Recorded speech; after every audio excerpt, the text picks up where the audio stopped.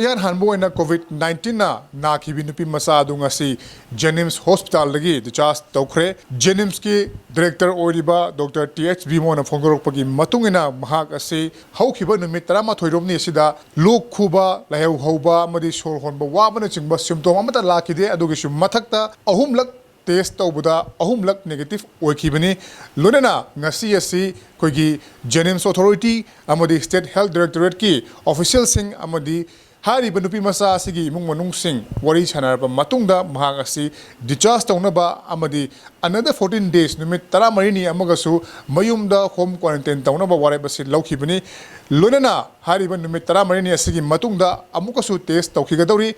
adubu hari benupi masa asi ICMR की guideline मतुंग इना test तौबदा की हंजन ना टेस्ट तौबदा नेगेटिव ओरकपा सिनादि माग मपुंग फाना महाग असि फगटलेना असि लेत्रि हाइन लौबा यारे हाबा वपमि थामलकली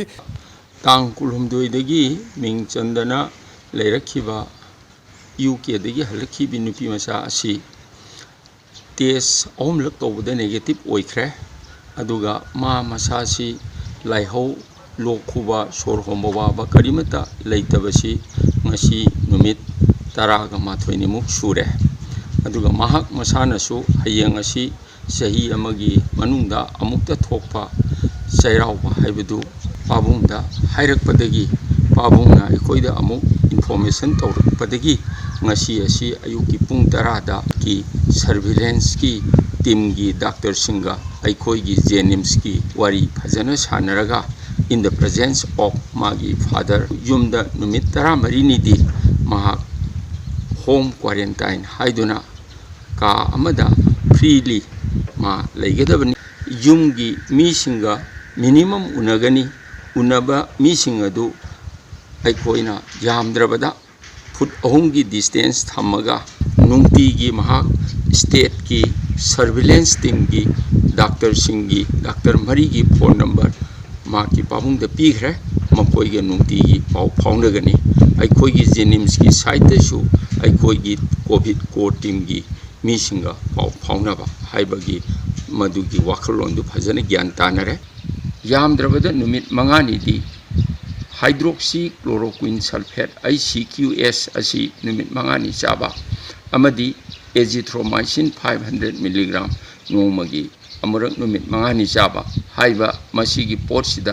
अतई सेंटर सिंगदा फगी हाइबगी प्रमाण फंगबनिना अखोइसु गाइडलाइन यावबदो सिजनै मंगोंदा अमसुंग लाइबक फबदगिरा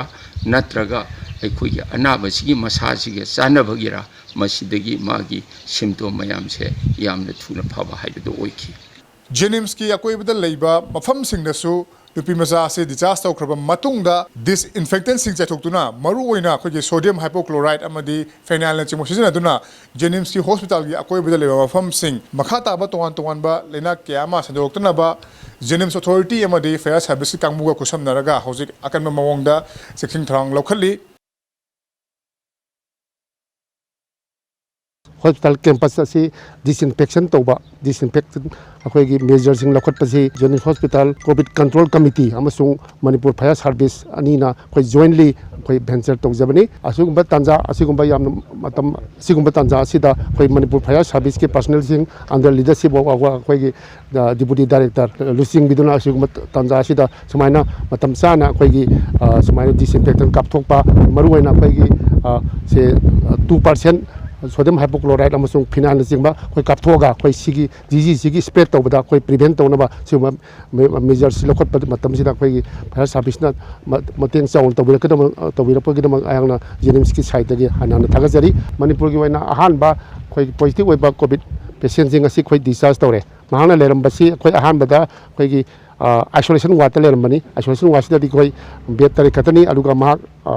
महाक नेगेटिव ओइबदगी कोई तारीख मरी दगी अखोई कोविड वार्ड मा शिफ्ट तौबनी कोविड वार्ड ngasi मा डिस्चार्ज त्रमिना कोई कोविड वार्ड सिसु अखोई हुजिक ꯃꯇꯤꯛ ꯆꯥꯅ ꯐꯤꯃꯤꯒꯦꯁꯟ ꯇꯧꯔꯒ ꯑꯩꯈꯣꯏ